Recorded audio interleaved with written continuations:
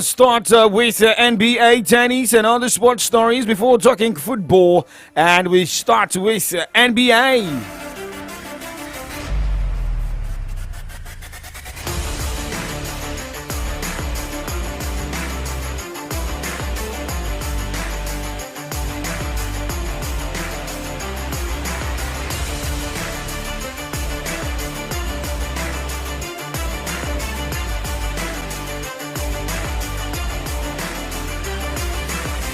Going straight to game 5, going down tomorrow in the NBA Finals between Boston Celtics and Dallas Mavericks. Remember, Boston Celtics is bossing the series 3-1. And remember, they fell in the game 4. But what will be happening in the game 5? We keep our fingers crossed into that. But we are getting updates that as the Celtics attempt to close out the NBA Finals with a victory over Mavericks, it remains to be seen whether Kristaps Porzingis will be back on the court for game 5 tonight, stroke tomorrow morning.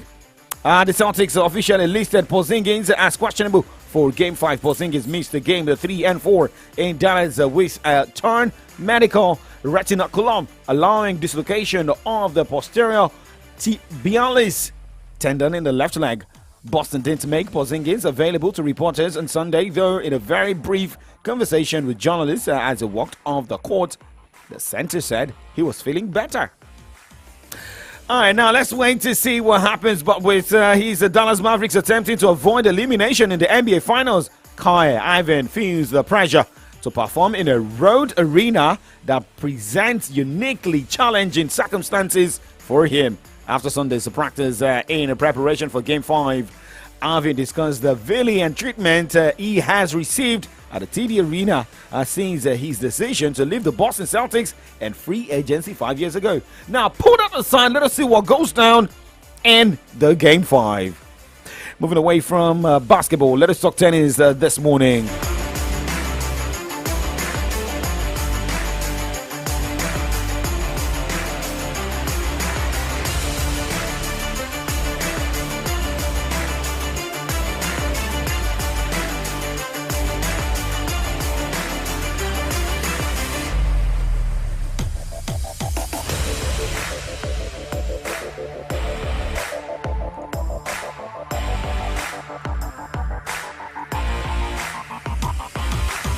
Well, Kata Butler retained the Nottingham Open title after coming from a set down to beat Karolina Pliskova just hours after doing the same to topple fellow Briton Emma Raducanu. Home favourite Butler overcame 2021 Wimbledon runner Pliskova to prevail 4-6, 6-3, 6-2 in the final. Now, Great Britain's Jack Draper claimed his first ATP title over the weekend, defeating Matteo Berrettini 3-6, 7-6, 6-4 in the final of the Stuttgart Open in Germany. Berrettini, a two-time winner at Stuttgart, claimed an early break in the first set that he did relinquish, but Draper won the second in a 10th tiebreaker. Let's talk about former world number 1 Andy Murray, saying retiring at Wimbledon or the Paris Olympics will be fitting and is unlikely to play at the US Open or Davis Cup later this year.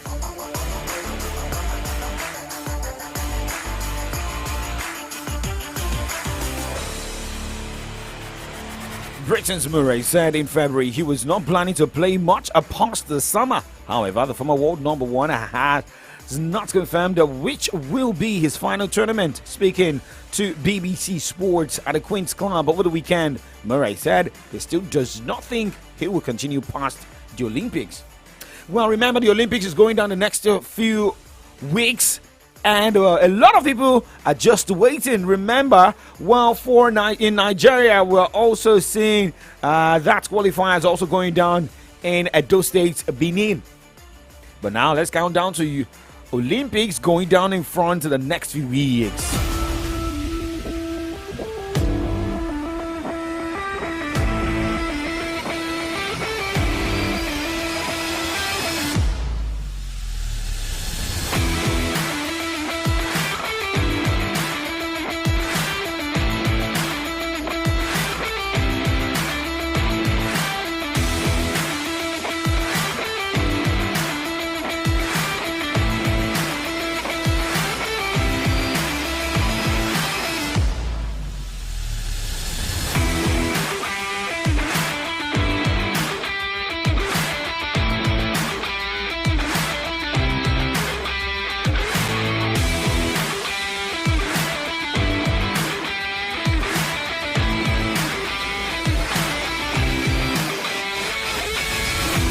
Gretchen Walsh followed up a world record in the 100-meter butterfly with something that felt as good. A first trip to the Olympics. Walsh didn't go quite as fast as a night earlier in the semi-finals, but she touched in 55.31 seconds to claim the coveted Olympic berth against a loaded field at the US Olympic swimming trials over the weekend. Now, France striker Kylian Mbappe says his new club Real Madrid will not let him play at the Olympics in Paris this summer. The 25-year-old had said he wanted to play ex-Astana in his home games, was not selected in France's provisional Olympic squad on 3rd of June because Real said any player competing at the Euro 2024 could not play at the Olympics, so you cannot eat your cake and have it. And I also like the understanding of Kylian Mbappe. Remember what happened between Antonio Conte and Jean-Michel Obi Michel Obi went to the Olympics. Yeah, if I could remember when he was at Chelsea. Now he has agreed to join Real Madrid. I'm talking about Kylian Mbappe on a free transfer when his Paris Saint-Germain contract expired on 30th of June. Well, remember, more athletes are still looking for ways to qualify for the Olympics, while some have already picked their ticket. And, well, the hopes of getting medals for Nigeria is not just lying on one athlete, but athletes in different sports. This is 909. This is Young Striker 9, and it's Kiko Sports Show. Let's move to the other side of the show this morning, where we talk football.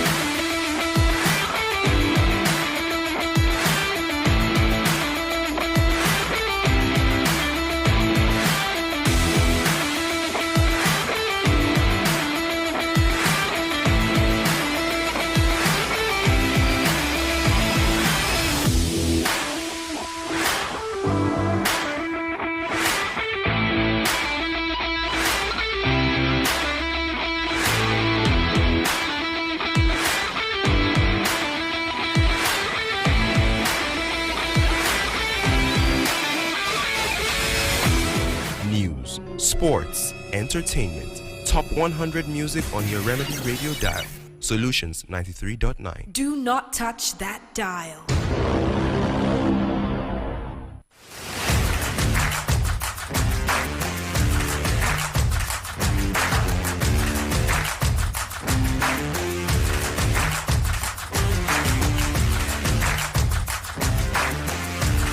All right, welcome back. Take a time right now. It is 9:11 from Solutions 93.9 FM. Shout out to Jolasho Henry. Shout out to Tireni Oluwa Moses. Shout out to Sulaiman Sharif. Well, Jolasho Henry, for those of you asking for my Belgium jersey, yes, this is my Belgium jersey. And remember, I won't be backing down because this tournament is for Belgium. I don't care the national team you're supporting. I think, you said you'll be supporting Portugal, right? Well, depends on you. But for those of you putting your money on England, for those of you that saw that game by England yesterday, how will you rate the Three Lions with that performance? Some saying not up to the level they expected. Tireni Oluwa Moses is saying England was not outstanding yesterday. Which prediction did you get, Tireni Oluwa? And where did you put that prediction? Where?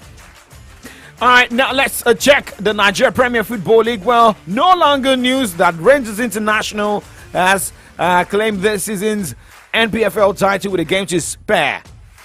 Yes, they won the league title for the 8th time following the 2-0 victory over Bendel Insurance in Enugu on Sunday. Remo Stars' hopes of winning first NPFL title was halted following a 2-1 defeat to Sunshine Stars in Akure, while Eyimba faltered in the title race after succumbing to a 2-1 defeat against Sporting Lagos. Congratulations to Rangers International. What's that to go? Lie on yourself. I'm the war. I'm the fight. I'm the battle.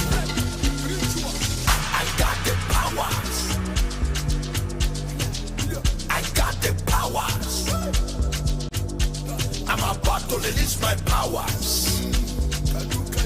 I'm about to release my powers. Ah, yeah.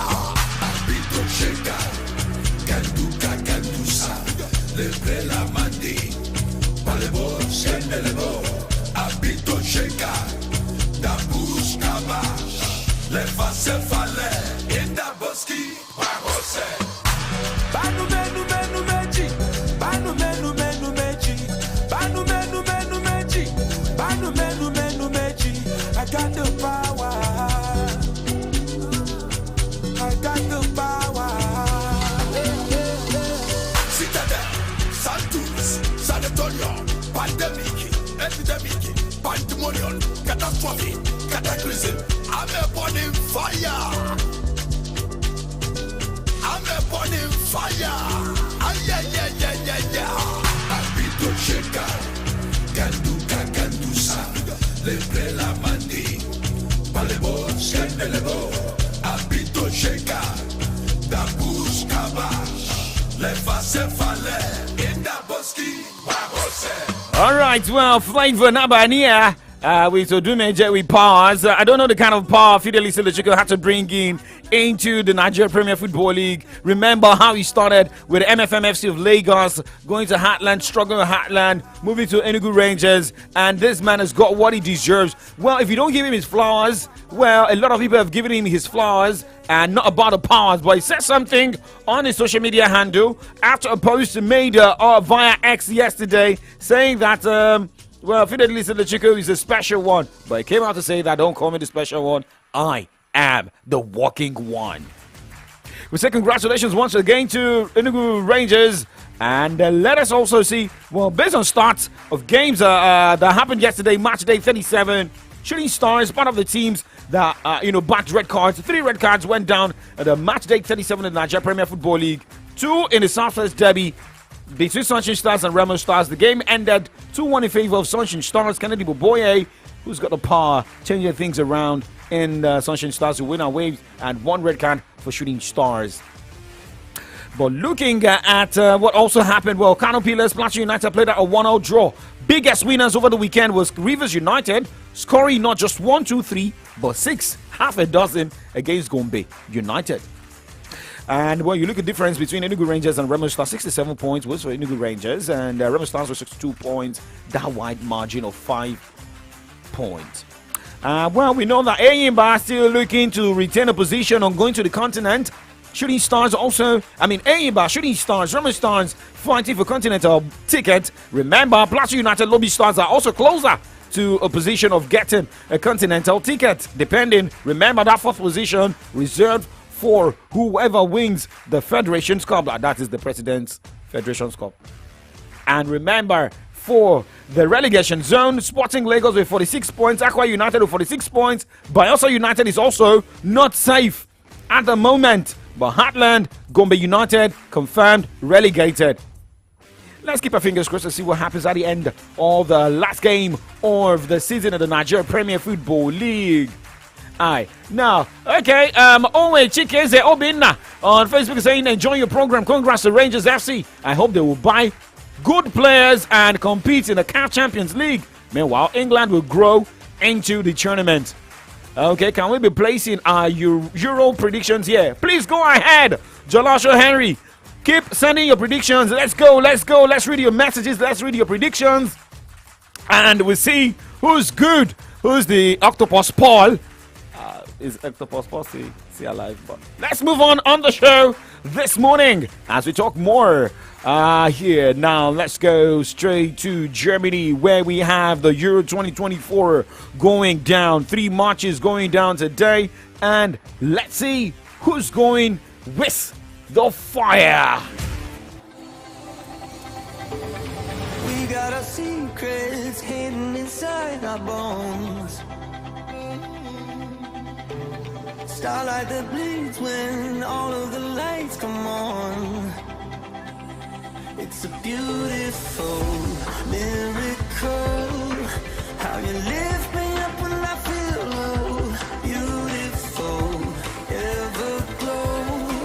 Now we're shining like a sea of gold. Yeah, we're on fire tonight, like a million diamonds in the sky. And we're lost in all the lights. Here together, we're on fire tonight. We're on fire.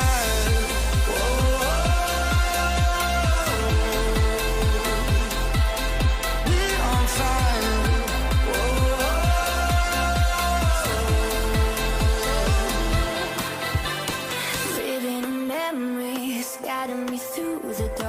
Well, England midfielder Trent Alexander-Arnold says the Three Lions know they need to improve after narrowly beating Serbia in their opening Euro 2024 match. Jude Bellingham scored the only goal as England won 1-0 in their 10th Group C opener.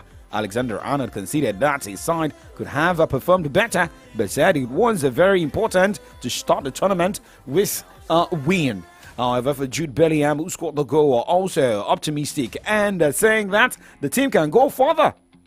Still talking about the goal scorer who also emerged as the player of the game yesterday, the man of the match. Well, also made something clear about the celebration, the Wolf celebration he had with Trent Alexander-Arnold, saying that that celebration was meant for the backroom staff, making things happen to the players in the squad because they see more of the players and not the backroom staff. Well, yeah, it's obviously really special to score any time for England, and especially a match-winning goal and a goal that gives us points and can contribute to us hopefully having a good tournament. And the celebration was from a game we play called Wolf, and one of the staff always holds his face like that when he doesn't know what's going on. So it was kind of more celebration for the backroom staff who, put in so much work every day, and they won't receive any awards like this or get to have the moments that we get to have on the pitch, but we value them so much, and it's important going through the tournament we keep the atmosphere. 9:20 is the time. Well, let's talk more updates. Dutchman Ronald Koeman said where Weghorst is upset at being told he's likely to start games on the bench for the Netherlands at Euro 2024 after the former Manchester United forward scored a late winner in a 2-1 win against Poland just minutes after entering the game as a substitute. Remember, Netherlands was on a 1-0 draw, but Weghorst came up to put the difference. Now, Albania are facing 4 UEFA charges over a provocative message allegedly displayed by their fans and other behaviors in a European Championship loss to Italy. UEFA said Sunday that the Albanian Soccer Federation was facing disciplinary proceedings over the message, the throwing of objects, use of fireworks, and an invasion of the field of play. One person entered the field of play near the end of the game, which Albania lost 2-1. Now, looking at games going down today at the Euro 2024. But for some people who forgot the result of games decided yesterday, Poland lost 1-2 against Netherlands. Slovenia, Denmark played at 1-0 draw. And, it was Serbia losing 0-1 against England. Now, for the games going down today, it is going to be more of who wants to start the tournament well.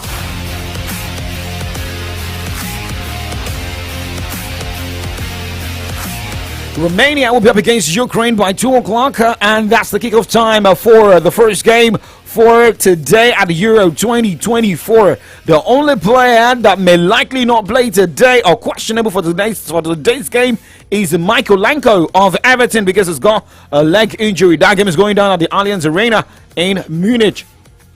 Well, for Belgium taking on Slovakia, that game is going down 5 o'clock, and that happens to be my team against Slovakia. Now, talking about Kevin De Bruyne, who spoke about the injury he's got and saying that he's ready to help Belgium go into this one and do something better at the Euros. Obviously had the big hamstring injury, but that was August, so that was a long time. But I guess, after I came back in January, I think I played a few games and there was a few niggles, was normal after such a long injury, but I guess the last 3-4 months I think was good. Played most of the games, played at a good level in my view, so I feel good to start this tournament and help Belgium and try to do something well this tournament. Well, also, Kevin De Bruyne needs to also understand that Manchester City's totally different from the Belgian national team, right? But here is the man who's also talking about the opponent, Slovakia, who will be one of the teams to also say if Belgium stands a better chance of moving out of that group, starting with the first game. But for Kevin De Bruyne, believes that is going to be a tough one against Slovakia today. Well, thank you very much. From the nice words from the other players. Wow. If I see the clips, I think the important is the triangle on the midfield, because they are the guys who put Slovakia together, with the ball, without the ball. So I feel like they're probably the strong point, but they've got good defenders. They have some very pacey wingers, so, and the striker runs like an animal. So, I think we know, I guess, what to expect from Slovakia. We have a lot of respect for them, and we need to be at our best level tomorrow to play a good game, and we will try to do that. Kevin De Bruyne, the captain of the Belgian national team, speaking there ahead of tonight's game, scheduled for the Dutch Bank Park. That's the home ground of Frankfurt. Remember, Kevin De Bruyne is also used to the pitch right there in Germany. Now, let's also look at players questionable for tonight's game for the Belgian national team. The only man questionable is Witzel with groin injury. The last game for today will see former champions France take on Austria. Kylian Mbappe, Olivier Giroud, Griezmann, N'Golo Kante. All these players should be able to show what they've got. But looking at the ground where they'll be playing at the Mecca Arena in Dusseldorf, right there in Germany, where France was starting on a positive note, or Austria shocking France. 3 matches going down. Let's check what people are saying on our social media platforms. Remember, you can also call in if you're strong enough. 0909-888-9939, 0912-2222-939, 0909-888-9939, 0912-2222-939. Well, for Thomas David says Ukraine 1, Romania 1, Belgium 2, Slovakia 1, France 3, Austria 0. Sabio Oluwafemi Toib is predicting also on the show Austria 1, France 2, Romania 1, Ukraine 3, Belgium 3, Slovakia 1. And Tereni Olua on Facebook says Ukraine 2, Romania 0, Belgium 3, Slovakia 0, France 3, Australia 0. Not Australia, it's Austria. Yes, France 3, Austria 0. So you have to go edit your prediction. Tereni Olua, if you're listening to me right now, go back to the Facebook page, go and edit that Australia to Austria. Or else, if the result comes a positive for France and maybe all the other games, that means you may not be able to claim your 2,000 Naira cash. Jalasha Henry is predicting Austria 0, France 2, Romania 1, Ukraine 2, Belgium 2, Slovakia 0. Remember, you typed Slovakia. It is Slovakia. Vakia. Go back, re-edit the name. Jalasha Henry, thank you very much. Reni Olua, Thomas, David, Sabi Oluwafemi Toib. And for all the guys that predicted, okay, Remo lost, the Yimba lost, Shooting Stars lost. Yes, it happened. That's part of the game. Oh, nobody spoke about sports in Lagos, right? That's a problem. All right, guys. Well, Road to Berlin is done on the Kickoff Sports Show, but back in the evening, 6:30 p.m., where we update you. If you want to drag me with the Belgium, you remember the game is starting 5 o'clock, so around 6:30, we'd have seen what is happening to the Belgian national team. We'll move to the other side of the show this morning. We'll look at headlines on the pages of Nigerian newspapers. It's a public holiday. Enjoy your holiday.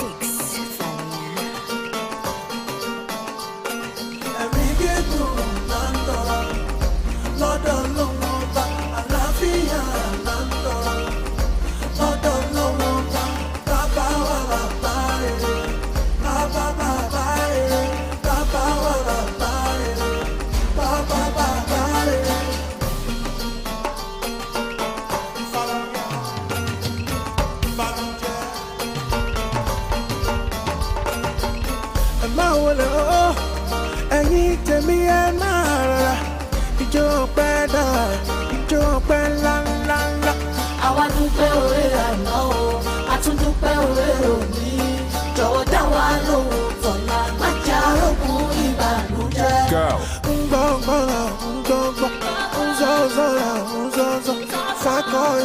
Fakọyọ ọmọ ọlọ́run fakọyọ ẹ̀mí gígùn là ń tọrọ lọ́dọ̀ lọ́wọ́ ọba àlàáfíà là ń tọrọ lọ́dọ̀ lọ́wọ́ ọba bàbá wa bàbá rere bàbá bàbá rere bàbá wa bàbá rere bàbá bàbá rere.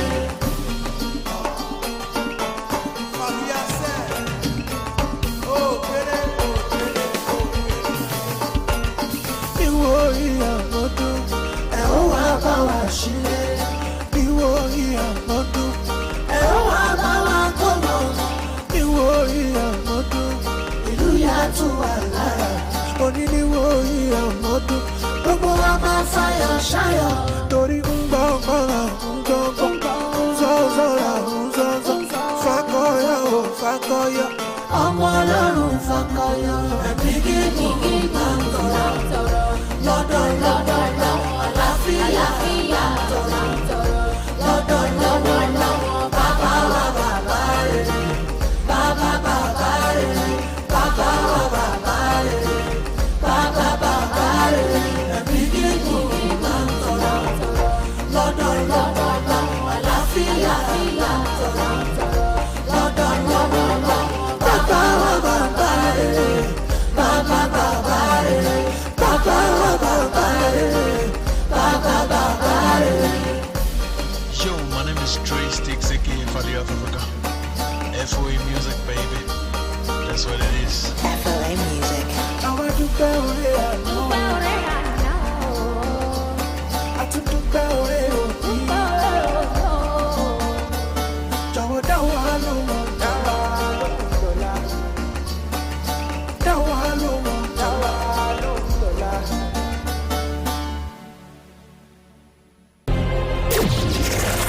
Radio is all about information, education, and entertainment. Maybe that's before now. Solutions 93.9 FM has raised the standard of radio broadcast to preferring solutions in all human angle. 939 FM, the remedy. News, sports, entertainment. Top 100 music on your Remedy Radio dial. Solutions 93.9. Do not touch that dial.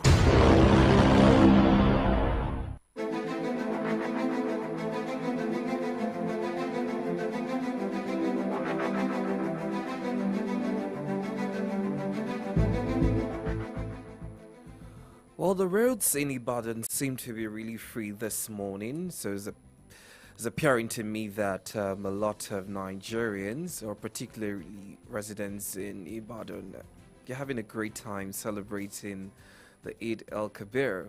I mean, whilst coming to work, I did perceive, the roasting of rams, cow, etc. Unfortunately, I'm yet to have a taste of any of it.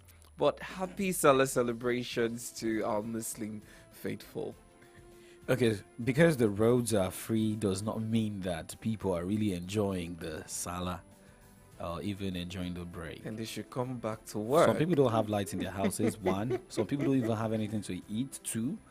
For some people, it's just resting. In as much as petrol is not around 500 naira or 400 naira per liter. And for some people that traveled, yes, people enjoy because tomorrow is also a holiday. Right. But we are always on board to give you information, update what is happening across Nigeria and beyond. I guess the reason I brought that up is to find out from Nigerians how they are celebrating the festivity, because compared to previous years, I'm sure I would have received a bowl of meat, but unfortunately nothing like that has happened. Maybe because you were at work yesterday. Even at work. Now you're trying to drag your colleagues. Well, I'm sure they got No, Tiani is listening. Abbas is listening. Chief okay, sorry. Afiz Olatunbosun is listening. Who else? All of you that are celebrating. Fatima. No, Fatima. Oh, Fatima should actually. She should have done something, I'm sure, if she was not on leave. But be that as it may, in the little capacity that you can, I hope that you take the time to celebrate, the Eid al-Kabir, which signifies a period of sacrifice, celebrating sacrifice. And as we progress, we're going to be talking about, some of the celebration that made headlines on our Nigerian newspapers this morning. I'll be taking stories from the Vanguard newspaper and the Nigerian Tribune. My name is Victory Onyedikachi. Welcome to you from the dailies. Well, I've got with me the Punch and the Nation newspapers here. My name is Oladapo Okunubi. Let's go.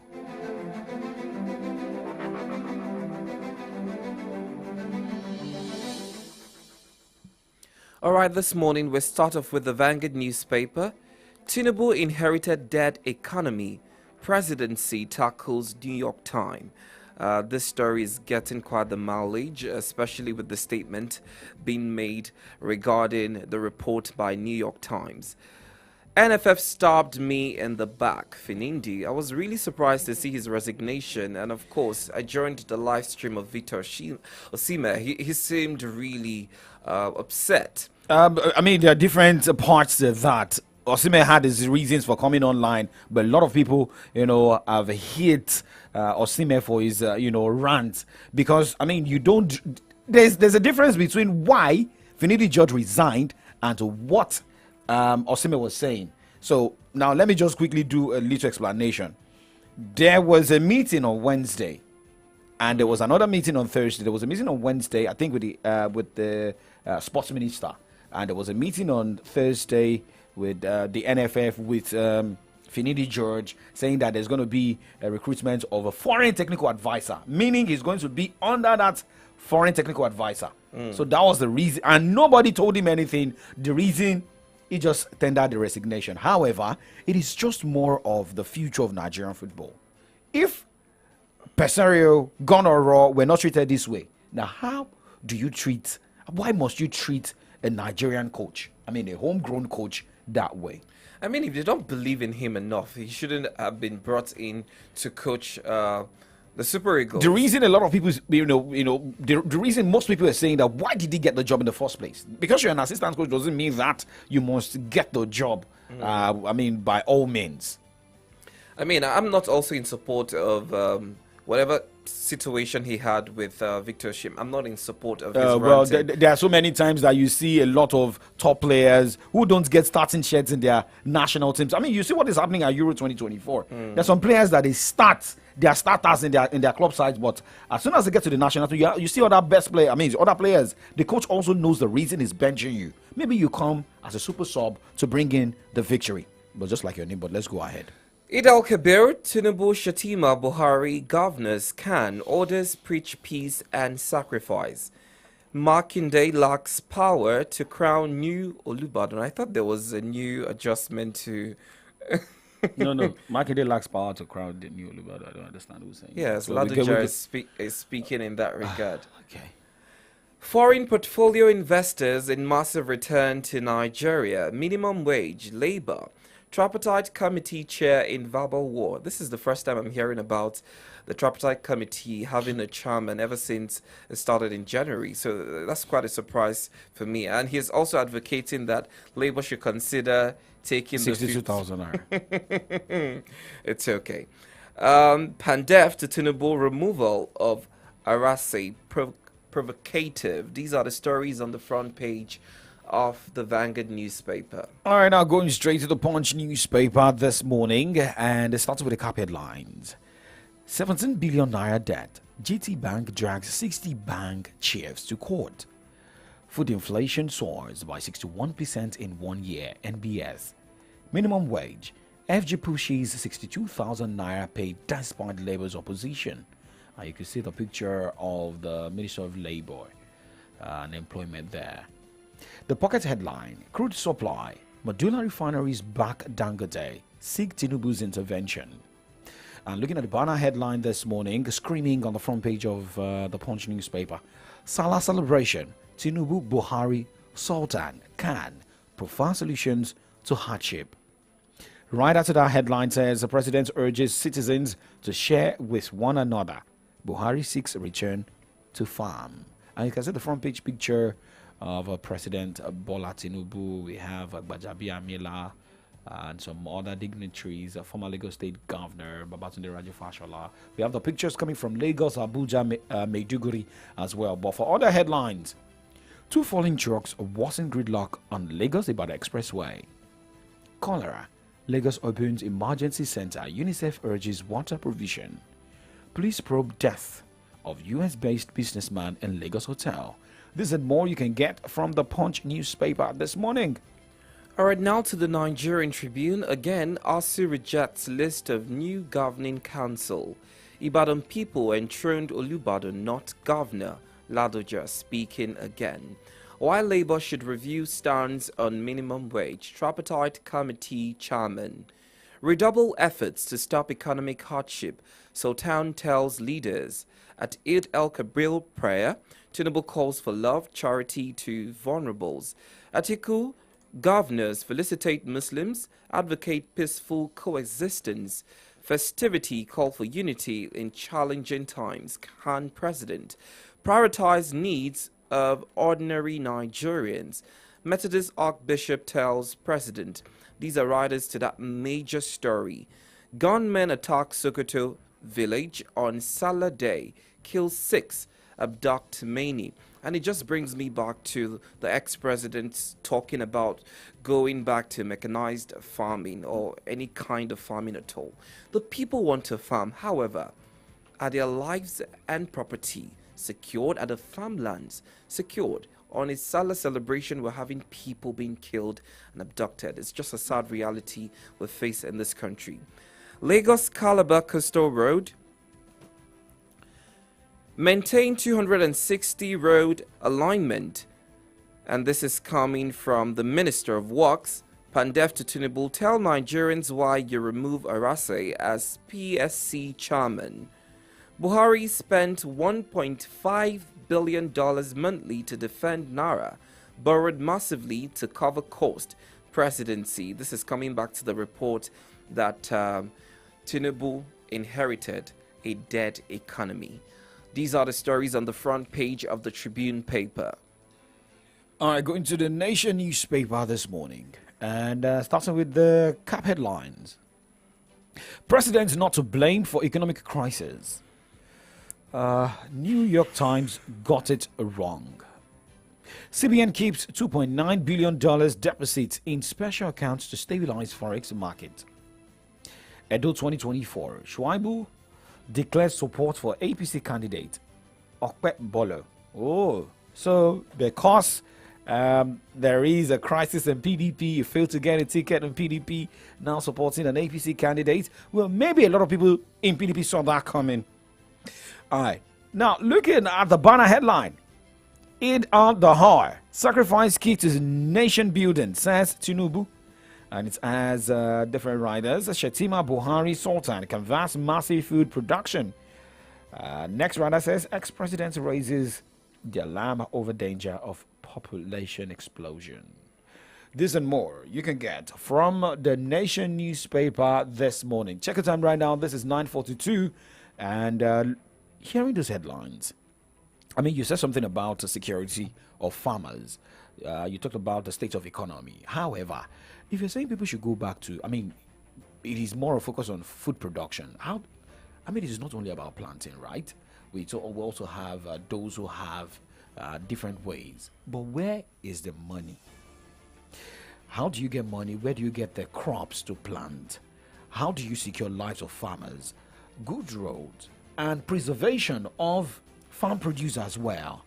Milk, you talk about pepper and the likes. Well, this and more will be a focus on the show this morning. Remember, it's still the Salah celebration. A lot of Nigerians still at home. Well, Comrade Ayode Jajishope is at home as well. I don't know how many rounds of meat he ate yesterday. I don't know if he's also eating more. But Victory can tell you that he has not gotten one meat today. But Mr. President said it is more of sharing. But not the message about sharing. It depends on what you have that you can share. For example, I have 2,000. I know I'm going to work tomorrow, and I will have to eat at work today. Are you expecting to share my 2,000 naira with you? Well, at the end of the day, I think sacrifice, sharing, generosity is a functionality of a person making a decision to want to be a giver. But what And gives it you the brings assurance that me- you are getting more after sharing the one you have?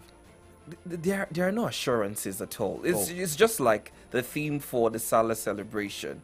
When Abraham, let me go back. When Abraham was asked to sacrifice his son, he went through with God's instruction without knowing if God was going to come through with an alternative plan. That's what sacrifice does to you. You don't give with an expectation that there would be a return. You just go ahead and do what you need to do at the time being, and that's what the presidency is talking about. Sacrifice key to nation building. But my question to President Bola Tinubu, the rhetoric of sacrifice has been a part of this administration since it started. What is the minority of our political leaders doing? What are they doing? What are the sacrifices they have made so far? What we see is investment in their personal lives and benefits, as opposed to the message of sacrifice that they preach. We're seeing that there's soon going to be a purchase of a new jet for the president and the vice president. There's the building of 21 billion naira for the vice president's residency. There's the buying of SUVs. There's just a lot happening that is beneficial to the minority as opposed to the poor and vulnerable. And you're asking Nigerians to sacrifice. What is available to become the sacrificial lamb? Is he going to the market to buy a bag of rice that is hitting over 100,000 naira or less? Or is he a basket of tomato that is well over 60,000 naira? Is he Gary? They used to call Gary a poor man's meal, but Gary is now for the rich.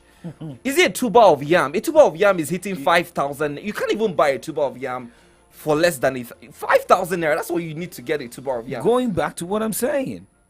Okay, what gives you the assurance of getting something and you say you still want to give? That is one. Two, if you're saying people should sacrifice, I was expecting, okay, Mr. President, okay, his allowance for the next 5 months. It won't be getting, as even people at the National Assembly, including the Senate and the House of Rep, will not be going home with their allowances, and they should just put that together to put in the coffers of the federal government, pay Nigerians, or get the account number of people in your constituencies and send money to them, or do cash giving and the likes. So that is what I feel like. When you're telling Nigerians to sacrifice, you must also do that by example. I don't even think that giving things to Nigerians are the solution that we need at this time. Because if it's giving out, we've been seeing, government officials sharing bags of rice or sharing palliatives, as they so call it. However, these are temporal solutions. After eating a pint of rice that you receive from your constituent, what happens next? What we need is structure in this country that makes things work, that makes the social amenities available, that reduces inflation. Inflation is currently at 39%, for goodness sake. 39%. Should we talk about food inflation that is well over 40%? Let us have our social amenities made readily available and accessible to all. Cut the cost of governance. I mean, with what you're saying here, and going back to what you also said concerning, the roads are free, and I said something that if the roads are free, are Nigerians even happy celebrating the Salah? Well, Comrade Oluomotosho will be joining us on the program this morning. I hope he's also enjoying the Salah break. Comrade, thank you for joining us, and happy Salah holiday. Thank you. Thanks for having me. Good morning, Nigeria. Good morning. I guess you're in Ibadan or you're in Abuja. I'm in Ibadan right now. Okay. So, well, a lot of people, I don't know if you read the story from Mr. President and from the governors about sacrifice. Do you think people sending the message of sacrifice are really sacrificing? And how do you think they can sacrifice to make Nigerians even happy with the current situation in the country? Well, I read the story and I had a lot of people speaking about it. But one thing that we need to know is before you can ask anybody to give sacrifice or to do whatever, a fourth of us needs to be alive. Because it's only the living that gives sacrifices that can be reckoned with, or that can impact on what currently obtains in among the living. So the first thing I think the government should do, apart from what the president is saying, anyway, we are not expecting anything other than that from him. But if you are telling people to sacrifice, then you yourself must be seen as a leader to have been doing the same thing. Because it's what you do, it is when you do it that people get stimulated and then get encouraged to want to do what you want to, what you're asking them to do. But what appears, what we see in Nigeria today, is people saying, do what I say, but not what I do. Because almost everyone in government now are not actually sacrificing at all. They are living big, and then the populace who have given them the mandate to be there to administer our affairs, we are getting slimmer.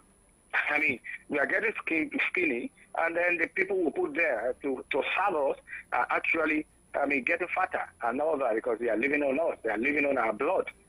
So, for the president to say people should sacrifice, most especially labor and all the others. Now, it looks uncertain somehow to me as a person because he is not living. All of them there are not living. They are not living what they are saying. Now, let's talk about the story that broke out yesterday from the New York Times and the defense coming from the presidency. And if you look at the headline coming from the Nation newspaper, President not to blame for economic crisis. New York Times got it wrong. And, I think it's also in Tribune and Vanguard as well. Are we seeing a defensive government and not a working government? But because I feel the media is also to open your eyes to what is wrong and for you to get things right. Do you think it is proper for a government that is seeing the way the economy is still defending what is currently happening? Well, you don't expect anything different also at this time too. Don't forget that, anyway, one part of their defense is to say that economy is speaking, that they are doing things now that is giving promises that the economy will pick up. Yeah, but they have forgotten what they don't want us to believe or want people to see is the fact that this is a continuum. And this is a continuation of the past administration, the immediate past administration. The president then was practically installed by the current president. He played a master role in getting him there. And the administration is by the same political party, APC. And that's so which shows clearly we put them in at the blame target, at the target of blame, because they are the same. Now, if what the past administration did, if we are blaming it now, you cannot say no. You can't blame our party for that, or that you can't blame our administration, because as far as we are concerned as citizens, we still have APC in power. So if things are going awry right now or in the past, and then they are trying to make Ahmed as they want us to know, and that cannot preclude them from saying, from having or from bearing the blame of the past administration too. So that's one thing we needed to understand. But as for them, or any government saying that the review or the reports of an external media house is wrong, it's not a new thing. They will always deny, except if it is something that is favorable. Of course, that's when they will raise their shoulder and say, yes, we are working. But then, as a leader, as people who are in a position of authorities, you must be able to take responsibility for the wrongdoing, just as you would take it, as you take credit for the right things you are doing. So that's one thing. That's the hallmark of leadership. But then that they are saying, criticizing the New York Times and all that. Of course, it's not alien to us. We had always seen that. But then, I think right now, our economy, they may be seeing something different, but on the street, we are not seeing any difference at all. Because the Times now is getting harder and harder than it used to be. So you don't want us to just wake up and then give in to your narrative that things are getting better. Our GDP is picking up. All we want to know is that the exchange rate is so horrible now. It has never been this bad. The prices of things on the street have not changed. Now, it's past getting out of the reach of the common man, which means that life is being snipped out of the lives of the common man on the street.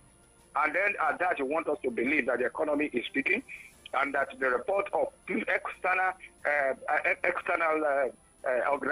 media organizations are watching and seeing the trend of things. You want us to believe that they are wrong or whatever? No.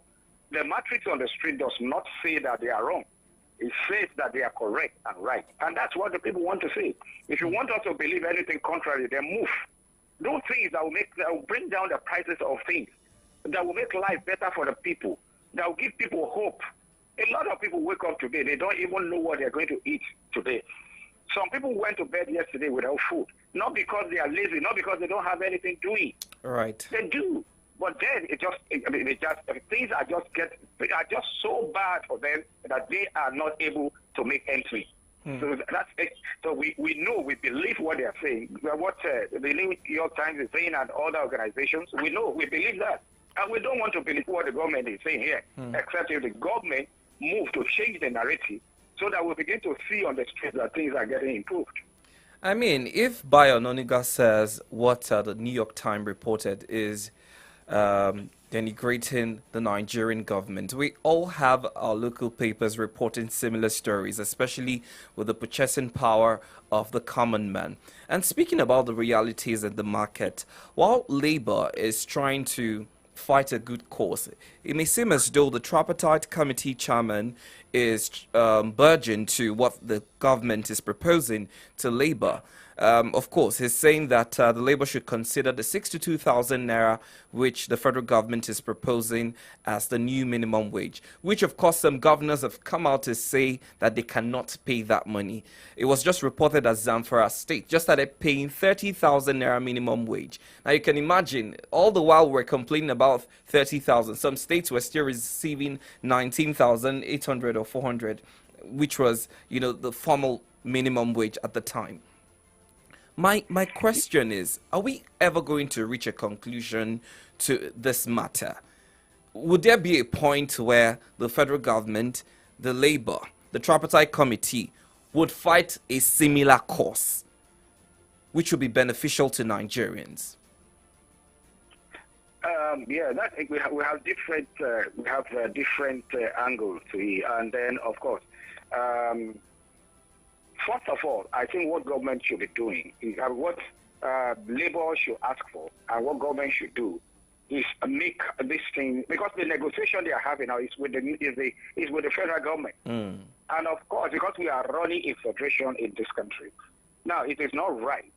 It is not the right approach for government to say, look, I'm going to fix this amount, and every other state must pay that. No, the federal government, if we are running through federalism, the federal government cannot make law for the state to follow.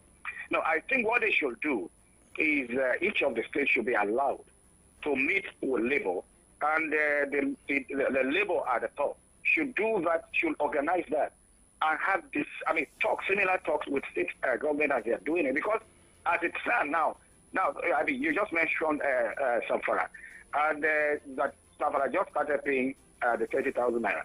Now there is, we have some states like Lagos and Edo. They are already paying. They are already even going beyond the 62,000 that the government, that the federal government is agreeing to at the top. Now you want people to believe that there is no money, and the state are saying they cannot pay. Now the federal government cannot convince some of us that they cannot pay. You just increased the salaries of judges by 300%.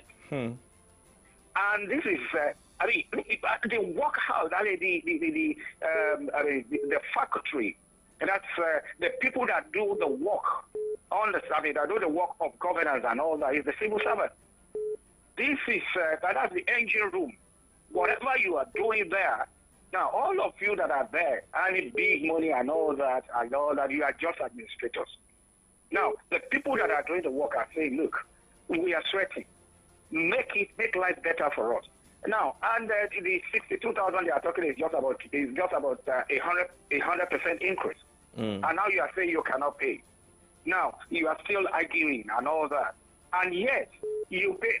We were here, we were all alive when about 160 million naira was used to buy, SUV for each of, for our legislators at the national levels. And then labor is there. Now, there are so many other things, so many other expenditures that pass through the tables or that pass through approval and all that in all of these ministries, parastatals and all that. And now you have forgotten. Those in government have forgotten that it is the civil servants that handle all of these things. And they see all of these things. And now they are calling to say, look, increase our salaries. At least let's get something better.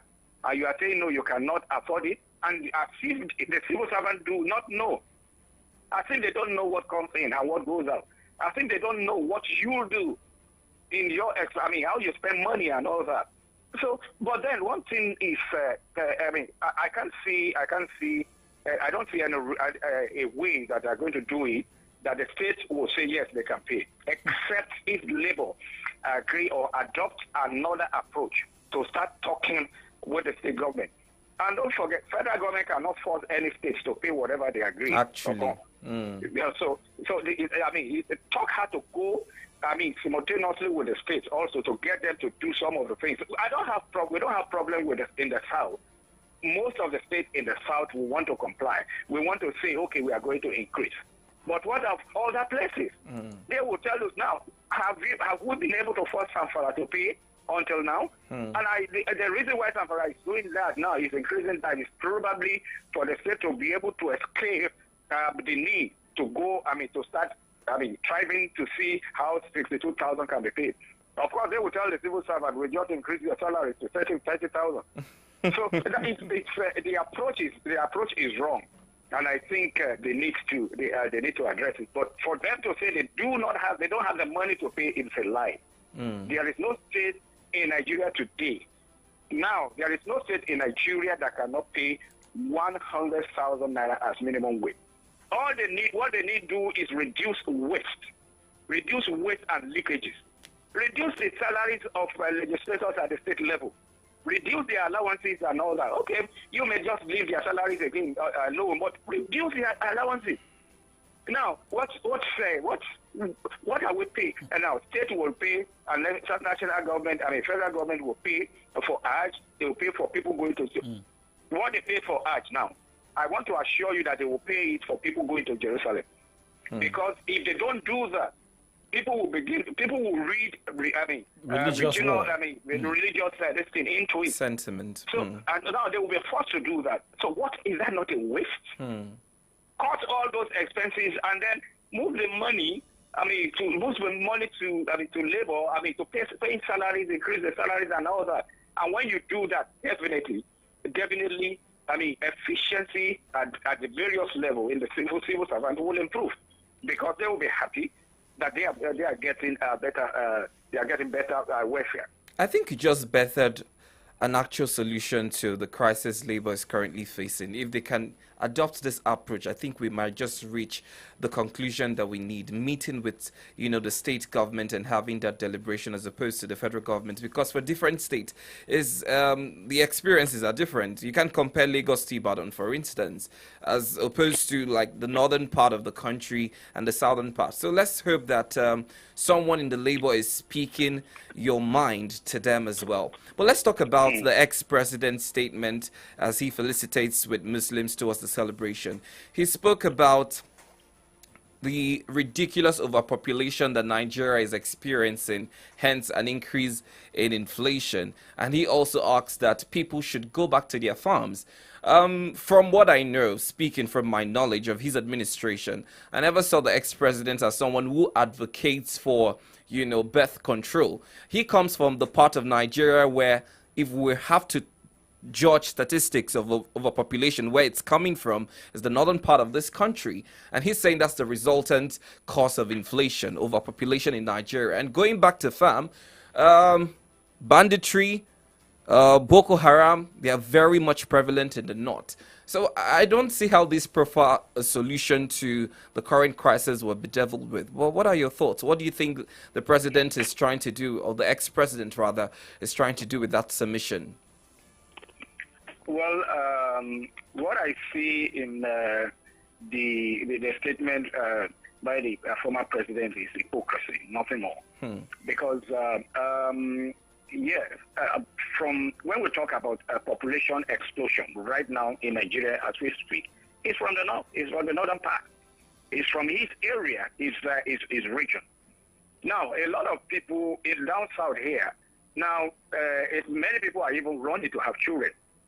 Now, a lot of people are restricting themselves to manageable size family.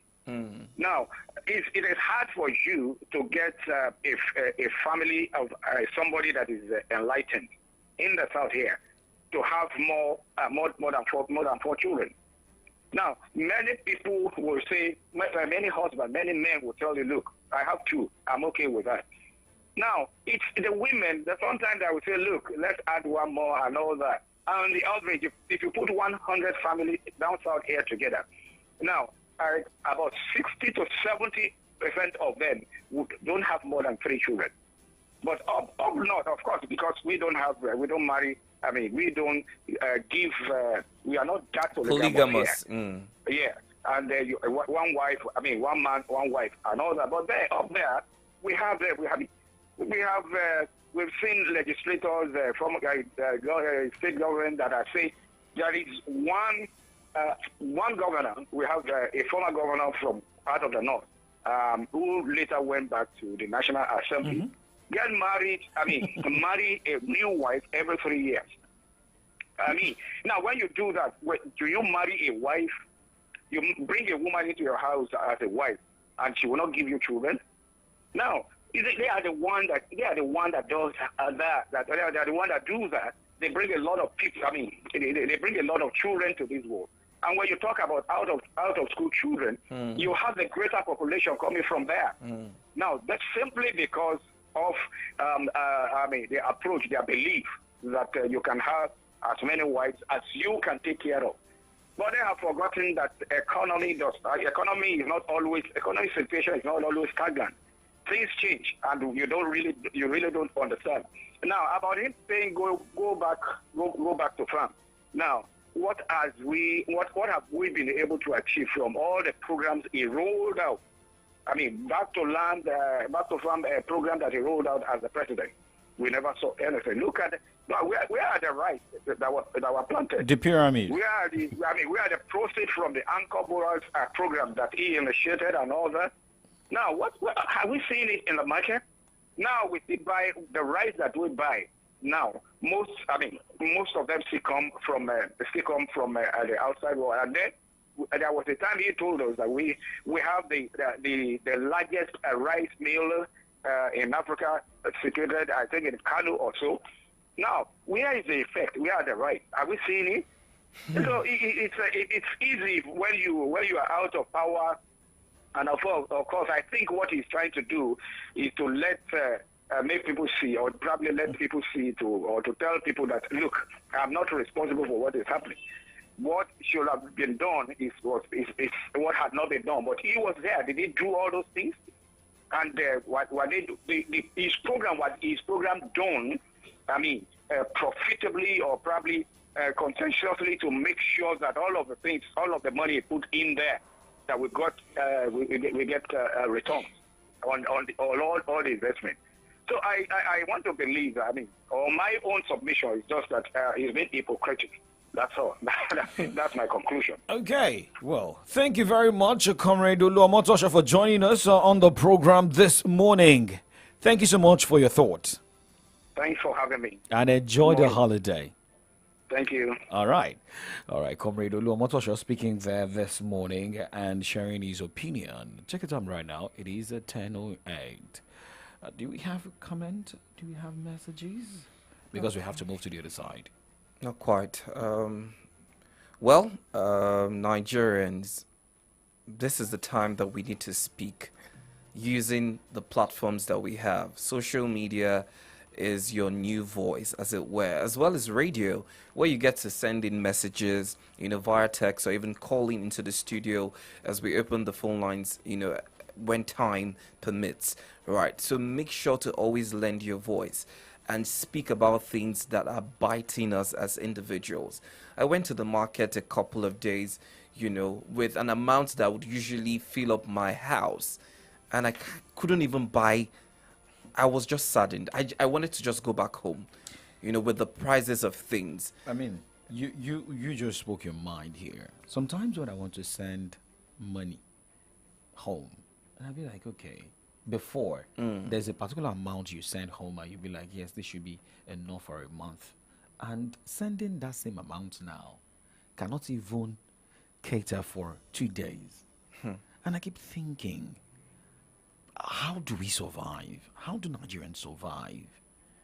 And you have a situation where a humongous amount is being budgeted for a house of a vice president, to complete the house of a vice president, by bulletproof cars. It is well with our dear nation, honestly. It's well, because if you think about this situation, you think about the state of our economy, you think about security, you think about the health sector. I was listening to a sister radio station where, a man called in to complain about losing his wife a couple of days because his wife couldn't be admitted because there was no bed for her to be admitted. It was just sad to hear him speak about things like that. Everything just seemed to be haywire. But be that as it may, we'll keep trusting and hoping that the land will be green. The anthem was changed to Nigeria, we hail thee. But you would want to ask, what are we hailing about this country? Are we hailing the economy? Are we hailing security? Are we hailing social amenities? Are we hailing development and infrastructure? Are we hailing democracy? What are we hailing is the question you will find in the mouths of Nigerians. But I hope that we've reached that point where we could actually celebrate a rebirth of the nation that we all dreamt of, or we believed that we deserve. I hope that we get to that point. Well, we're moving from this point to Solutions Clinic this morning. Unfortunately, we won't be able to open the phone lines for you to call in, but do well whenever we start off. You can as well send in messages to react to, stories that are of interest to you. Yesterday was Father's Day celebration. Yep. We celebrated fathers globally, the men in our lives. We get to do that for women up to 10 times a year. More than 10 times. But just the one time fathers had yesterday, we saw women still trying to take charge of it. Women were still saying they give birth to men. Yes. They cannot No, just without allow women, men. there is no men. I Without agree. men, there is also no women. Can they just have some grace for men and just allow us men, breathe. But that's why the focus this morning will be on a health challenge that is quite Associated peculiar to to men. Okay. Women also come down with it, but we find that the statistics shows that more men are coming down with stroke, and it's the second leading cause of death globally. So we're going to be talking about stroke this morning. So if you have a man close to you, I think it's time you let them tune into the radio and get educated on stroke, the remedy, recovery process and treatment ultimately. Okay, and let me also use this opportunity to say thank you to my wife, Onyekonsola Okunubi. She gave me a Father's Day gift yesterday. Let the single breathe. Yeah, no, don't worry. Victory. Just follow the single line. breathe. All right, my name is Oladapo Okunubi. Catch you guys tomorrow morning. But hey, do not go anywhere. Solutions Clinic coming up right now. You know who you are, beautiful, and it is well, it is well.